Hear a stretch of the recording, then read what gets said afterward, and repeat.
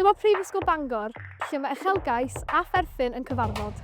Mae Bangor wedi amgylchynu gan harddwch syfrdanol. Allwch chi'n helpu ond cael eich ysbrydoli. O leoedd tawel i leoedd anturus. Dwi'n jyst yn astudio mewn lle hardd, dwi'n dysgu ganddo. Mae dysgu yma yn fwy na mynd i darlithoedd, yn fwy na darllen llyfrau.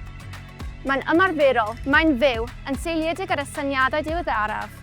Mae'n cael ei arwain gan bobl efo breuddwydion mawr. Academyddion sy'n trawsnewid diwydiannau gyda'i darganfyddiadau, yn mynd i'r afael a heriau, yn newid y byd. Mewn dosbarthiadau sy'n digon bach i deimlo bod eu llais yn cael ei glywed. Mewn sgyrsiau sy'n sbardun o syniadau a chreu cysylltiadau sy'n agor drysau. Dyma lle mae fy niddordebau'n cael ei meithrin. Lle sy'n rhoi hyder i mi allu troi fy llwybr a dilyn fy mreuddwydion. Yma rwy'n gwneud ffrindiau y math sy'n para oes. Rydw i'n cael fy nghefnogi, fy annog a'n codi, bob cam o'r ffordd. Mewn cymuned lle rydw i'n perthyn go iawn.